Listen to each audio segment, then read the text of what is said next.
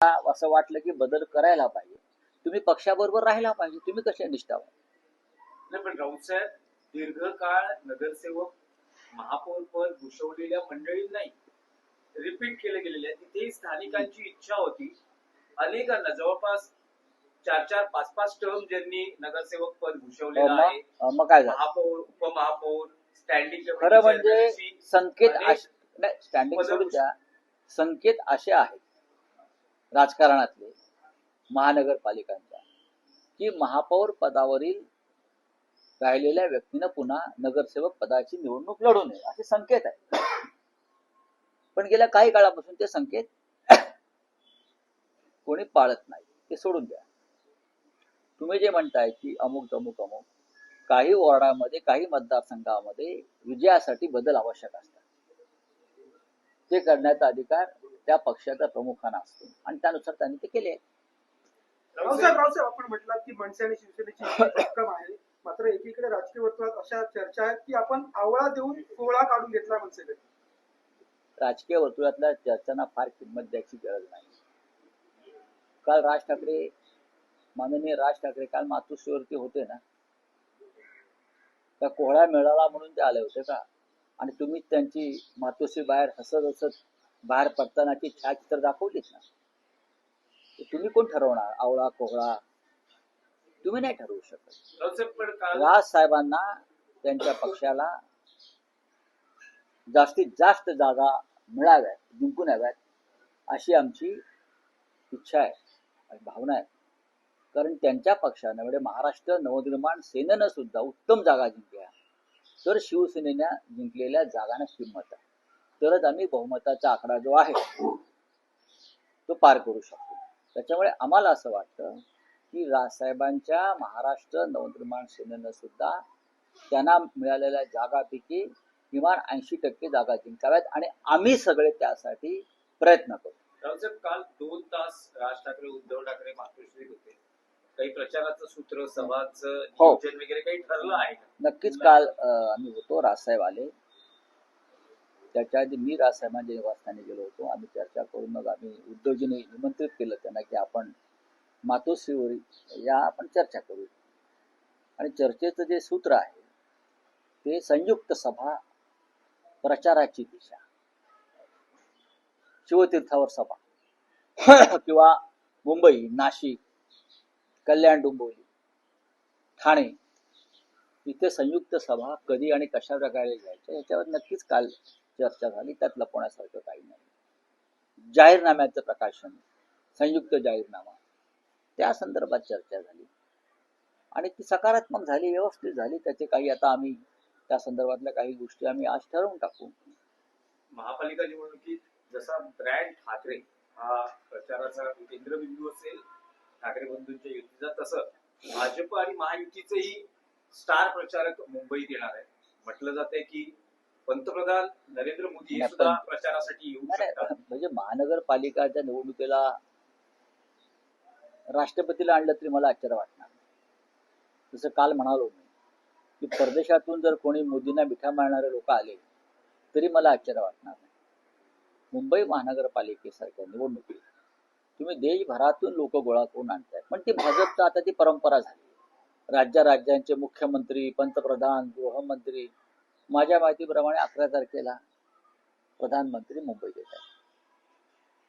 11 तारखेला 11 जानेवारीला प्रधानमंत्री मुंबईला येत आहे. 15 तारखेला प्रचार संपतोय. 15लाच ना,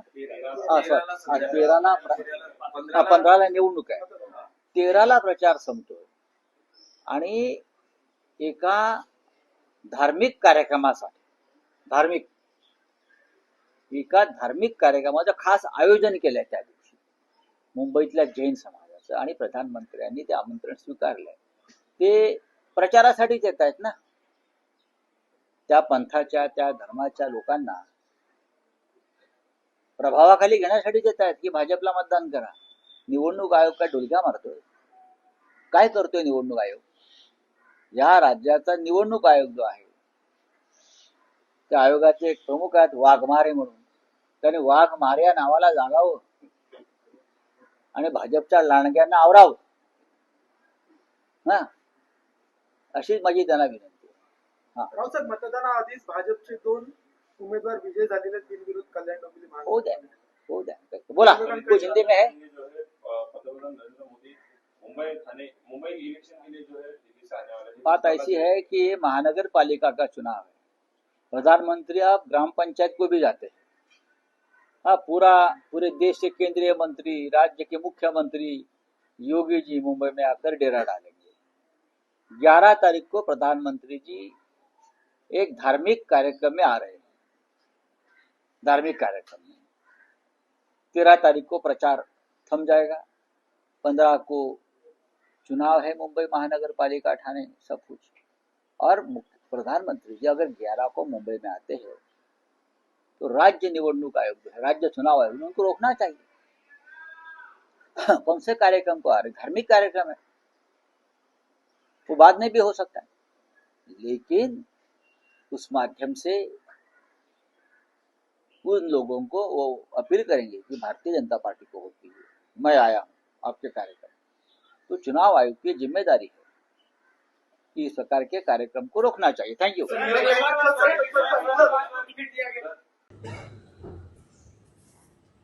थोडं मागे. हां.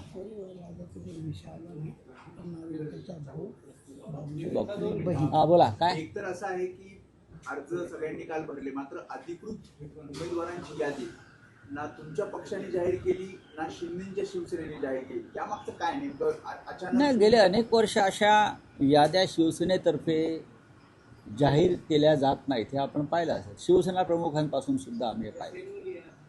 ज्यांना उमेदवारी द्यायची आहे त्यांना एबी फॉर्म दिला जातो आणि मग उद्या तुम्हाला कळेलच कोणाला फॉर्म दिले ते. सगळे स्क्रुटिनी वगैरे झाल्यावरती आजच कळेल. त्याच्यातून तुम्ही काढू शकता ना कोणाला उमेदवारी दिली. आणि काय उमेदवारी दिली लपून राहत नाही. याद्या जाहीर करायच्या, मग त्या यादीतून गोंधळ व्हायचा, हे प्रकार बहुतेक सर्व पक्षाने थांबवलेले आहेत.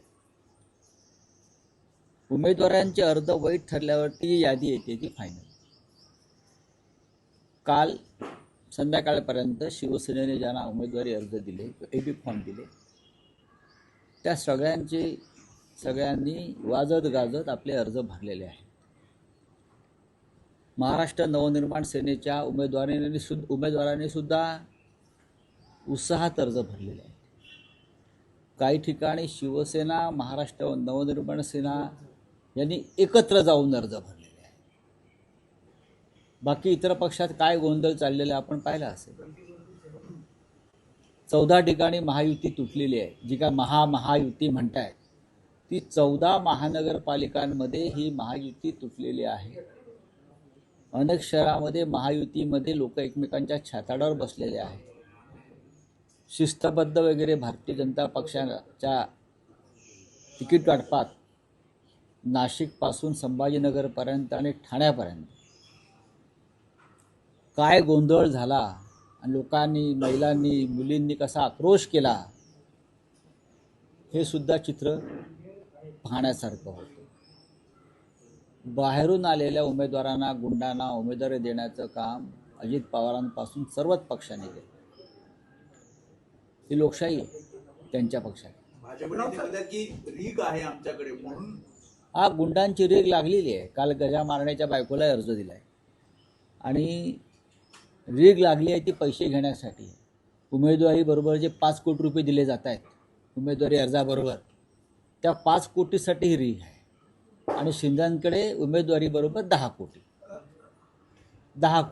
छत्रपती संभाजीनगरमध्ये भाजपचे अनेक निष्ठावंत त्यांनी काल प्रतिक्रिया दिल्या. कोणी निष्ठावंत नसतं. ते निष्ठावंतांची काल तुम्ही भूमिका पाहिली असेल.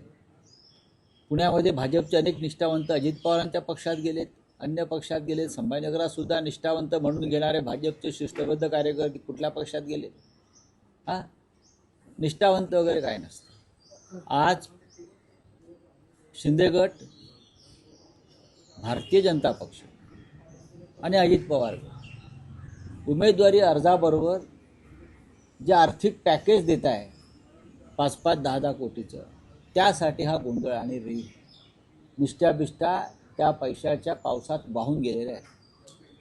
आमच्याकडे शुद्ध कार्यकर्ते आहेत, शाखा प्रमुख असतील, त्यांच्या कुटुंबातला कोणी कार्यकर्ता असेल, जुने आमचे कार्यकर्ते आहेत सगळे, आम्ही त्यांना उमेदवारी दिल्या आणि सामान्य मराठी माणसं आमच्याकडून निवडणुका लढतात. त्यातही काही जण नाराज झाले आणि शिंदेच्या शिवसेनेमध्ये जाऊ द्या. अनिल कोकीळ आहेत, त्याच्यानंतर प्रीती पाटणकर आहेत. अनेक जणांचं असं म्हणणं आहे की घराणेशाही होती, नेत्यांच्या मुलांना तिकीट दिली, त्याच्यामुळे काही जण नाराज होऊन अपक्ष त्यांनी अर्ज भरले.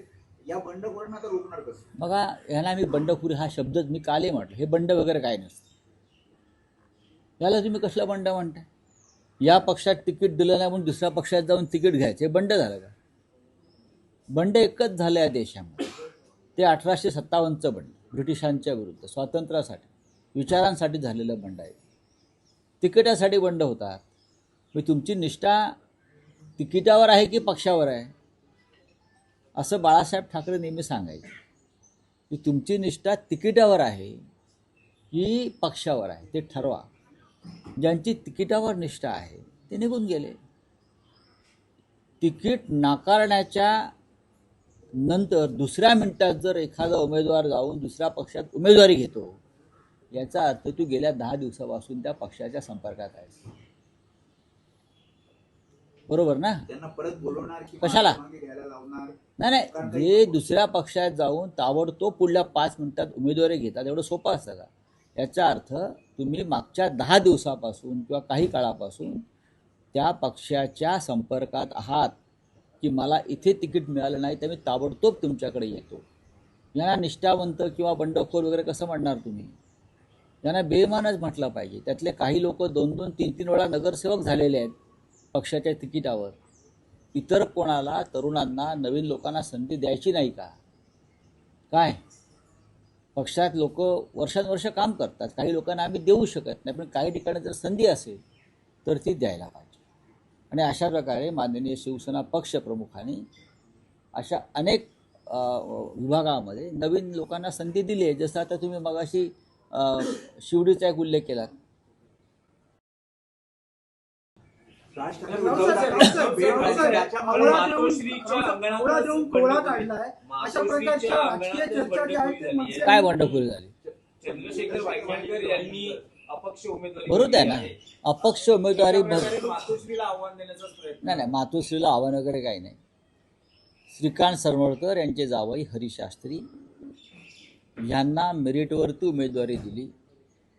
उमेदवारी देणारे जे काही मंडळ होतं आमचं, त्या सगळ्यांनी एकमताने उमेदवारी दिलेली आहे त्यांना. वायंगणकर याआधी नगरसेवक होते ना, मग त्यांच्यावरती अन्याय झाला असं कसं काय म्हणणार? साहेब, वायंगणकरांच्या उमेदवारीसाठी काल असं बघितलं, इकडच्या अनेक स्थानिक शाखा प्रमुखांनी नाराजी व्यक्त बघा. केली आहे, राजीनामे दिले. प्रत्येक मतदारसंघामध्ये एकापेक्षा जास्त इच्छुक असतात. एकापेक्षा जास्त, कुठे 10, कुठे 15, कुठे 16. या 16ही जणांचे समर्थक आणि पाठीराखे असतात, प्रत्येकाचे असतात. त्याशिवाय कोणी उमेदवारी अर्ज मागत नाही. शाखा प्रमुख, उपविभाग प्रमुख, इतर सामाजिक कार्यकर्ते प्रत्येकाला आता समाज माध्यमांच्या माध्यमातून समर्थक मिळतात. आणि मग ते राजीनाम्याचं नाट्य वगैरे करत असतात. पाहू ना, हे काय अशा प्रकारे पहिलंच घडत नाही ना. यापूर्वी आम्ही गेल्या 60 वर्षापासून निवडणुका लढवतोय आणि तेव्हापासून हे चित्र सर्वत्र पाहायला पण मिळतं. अपक्ष मागे घेतील अर्ज 9 ठिकाणी, 9-10 ठिकाणी. हो, मग आता ती- काल राज ठाकरे उद्धव ठाकरेंची भेट झाली. आम्ही होतो त्याच्यामध्ये. अर्ज अनेक जण मागे घेतील. जे इतर पक्षात जाऊन ज्याने उमेदवाऱ्या घेतल्या आणि ते त्याला बंडाची उपमा देत असतील, त्यांच्याकडनं अपेक्षा नाही. ते 5-10 कोटीसाठी गेलेले आहेत. प्रश्न इतकाच आहे की मुंबईमध्ये शिवसेना आणि मनसे यांची युती, यांची आघाडी ही भक्कम आहे. मराठी माणूस या वेळेला अशा स्वतःला बंडखोर वगैरे म्हणून घेणाऱ्या प्रवृत्तींना पाठीशी घालणार नाही, हे लक्षात घ्या. जर कोणी गेले असतील, कोणी शिंदे गटात गेले असतील, कोणी अन्य ठिकाणी गेले असतील, ते महाराष्ट्राच्या पाठीमध्ये खंजीर खुपसत आहेत. मराठी माणसाच्या पाठीत खंजीर खुपसत आहेत. तुम्हाला दीर्घकाळ ही पदं दिलेली आहेत नगरसेवक पदाची. कुठेतरी जर पक्षाला असं वाटलं की बदल करायला पाहिजे, तुम्ही पक्षाबरोबर राहिला पाहिजे. तुम्ही कसे निष्ठावान? नाही, पण राऊतसाहेब दीर्घकाळ नगरसेवक महापौर पद भूषवलेल्या मंडळी नाही रिपीट केले गेलेले आहे. तिथेही स्थानिकांची इच्छा होती. अनेकांना जवळपास 4-4, 5-5 टर्म ज्यांनी नगरसेवक पद भूषवलेलं आहे. मग काय झालं? महापौर, उपमहापौर, स्टँडिंग खरं म्हणजे संकेत स्टँडिंग सोडून द्या, संकेत असे आहेत राजकारणातले महानगरपालिकांच्या की महापौर पदावरील राहिलेल्या व्यक्तीनं पुन्हा नगरसेवक पदाची निवडणूक लढू नये असे संकेत आहे. पण गेल्या काही काळापासून ते संकेत कोणी पाळत नाही. ते सोडून द्या. तुम्ही जे म्हणताय की अमुक तमुक अमुक, काही वॉर्डामध्ये काही मतदारसंघामध्ये विजयासाठी बदल आवश्यक असतात. ते करण्याचा अधिकार त्या पक्षाचा प्रमुखांना असतो आणि त्यानुसार त्यांनी ते केले आहे. रावसाहेब आपण म्हटलात की मनसे आणि शिवसेनेची भक्कम आहे, मात्र एकीकडे राजकीय वर्तुळात अशा चर्चा आहेत की आपण आवळा देऊन कोहळा काढून घेतला मनसेकडे. राजकीय वर्तुळातल्या चर्चांना फार किंमत द्यायची गरज नाही. काल माननीय राज ठाकरे काल मातोश्रीवरती होते ना, का कोहळा मिळाला म्हणून ते आले होते का? आणि तुम्हीच त्यांची मातोश्री बाहेर हसत हसत बाहेर पडतानाची छायाचित्र दाखवलीत ना. तर तुम्ही कोण ठरवणार आवळा कोहळा? तुम्ही नाही ठरवू शकत. राज साहेबांना त्यांच्या पक्षाला जास्तीत जास्त जागा मिळाव्यात, जिंकून याव्यात अशी आमची इच्छा आहे आणि भावना आहे. कारण त्यांच्या पक्षानं म्हणजे महाराष्ट्र नवनिर्माण सेनेनं सुद्धा उत्तम जागा जिंकल्या, तर शिवसेनेनं जिंकलेल्या जागांना किंमत आहे. तरच आम्ही बहुमताचा आकडा जो आहे तो पार करू शकतो. त्याच्यामुळे आम्हाला असं वाटतं की राजसाहेबांच्या महाराष्ट्र नवनिर्माण सेनेनं सुद्धा त्यांना मिळालेल्या जागापैकी किमान 80% जागा जिंकाव्यात आणि आम्ही सगळे त्यासाठी प्रयत्न करू. रावसाहेब काल 2 तास राज ठाकरे उद्धव ठाकरे मातोश्रीत होते. काही प्रचाराचं सूत्र सभांचं नियोजन वगैरे काही ठरलं आहे का? नक्कीच काल आम्ही होतो. राजसाहेब आले. त्याच्या आधी मी राजसाहेबांच्या निवासस्थानी गेलो होतो. आम्ही चर्चा करून मग आम्ही उद्धवजींनी निमंत्रित केलं त्यांना की आपण मातोश्रीवर या आपण चर्चा करू. आणि चर्चेचं जे सूत्र आहे ते संयुक्त सभा, प्रचाराची दिशा, शिवतीर्थावर सभा किंवा मुंबई, नाशिक, कल्याण, डोंबिवली, ठाणे इथे संयुक्त सभा कधी आणि कशा प्रकारे घ्यायच्या याच्यावर नक्कीच काल चर्चा झाली. त्यात लपवण्यासारखं काही नाही. जाहीरनाम्याचं प्रकाशन, संयुक्त जाहीरनामा, त्या संदर्भात चर्चा झाली आणि ती सकारात्मक झाली, व्यवस्थित झाली. त्याचे काही आता आम्ही त्या संदर्भातल्या काही गोष्टी आम्ही आज ठरवून टाकू. महापालिका निवडणुकीत जसा ब्रँड ठाकरे हा प्रचाराचा केंद्रबिंदू असेल ठाकरे बंधूंच्या युतीचा, तसं भाजप आणि महायुतीचेही स्टार प्रचारक मुंबईत येणार आहेत. म्हटलं जातंय की पंतप्रधान नरेंद्र मोदी हे सुद्धा प्रचारासाठी येऊ शकतात. म्हणजे महानगरपालिकाच्या निवडणुकीला राष्ट्रपतीला आणलं तरी मला आश्चर्य वाटणार नाही. जसं काल म्हणालो मी की परदेशातून जर कोणी मोदींना मिठा मारणारे लोक आले तरी मला आश्चर्य वाटणार नाही.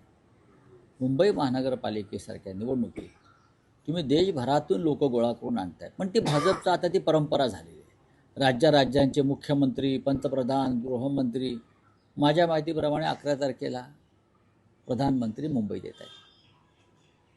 11 तारखेला 11 जानेवारीला प्रधानमंत्री मुंबईला येत आहेत. 15 तारखेला प्रचार संपतो आहे. 15लाच ना? सर 15ला निवडणूक आहे. 13ला प्रचार संपतोय आणि एका धार्मिक कार्यक्रमासाठी एका धार्मिक कार्यक्रमाचं खास आयोजन केलं आहे त्या दिवशी मुंबईतल्या जैन समाजाचं आणि प्रधानमंत्र्यांनी ते आमंत्रण स्वीकारलं आहे. ते प्रचारासाठीच येत आहेत ना. त्या पंथाच्या, त्या धर्माच्या लोकांना प्रभावाखाली घेण्यासाठीच येत आहेत की भाजपला मतदान करा. निवडणूक आयोग काय डुलक्या मारतोय? काय करतोय निवडणूक आयोग? या राज्याचा निवडणूक आयोग जो आहे त्या आयोगाचे एक प्रमुख आहेत वाघमारे म्हणून. त्याने वाघमारे या नावाला जागावं आणि भाजपच्या लांडग्यांना आवरावं ना, अशीच माझी त्यांना विनंती. हां रावसाहेब, मतदानाआधीच भाजपचे 2 उमेदवार विजयी झालेले आहेत बिनविरोध कल्याण डोंबिवली हो द्या महानगरपालिका. हो। मुंबई थाने मुंबई इलेक्शन के लिए जो है दिल्ली से आने वाले हैं। बात ऐसी है कि ये महानगर पालिका का चुनाव है, प्रधानमंत्री आप ग्राम पंचायत को भी जाते हैं। हाँ, पूरे देश के केंद्रीय मंत्री, राज्य के मुख्यमंत्री योगी जी मुंबई में आकर डेरा डालेंगे। 11 तारीख को प्रधानमंत्री जी एक धार्मिक कार्यक्रम में आ रहे हैं, धार्मिक कार्यक्रम में। 13 तारीख को प्रचार थम जाएगा, 15 को चुनाव है मुंबई महानगर पालिका ठाणे सब कुछ। और प्रधानमंत्री जी अगर 11 को मुंबई में आते हैं तो राज्य निवडणूक आयोग जो है, राज्य चुनाव आयोग ने उनको रोकना चाहिए। कौन से कार्यक्रम को आ रहे, धार्मिक कार्यक्रम है, वो बाद में भी हो सकता है, लेकिन उस माध्यम से उन लोगों को वो अपील करेंगे कि भारतीय जनता पार्टी को वोट कीजिए, मैं आया हूँ आपके कार्यक्रम। तो चुनाव आयोग की जिम्मेदारी है कि इस प्रकार के कार्यक्रम को रोकना चाहिए। Thank you.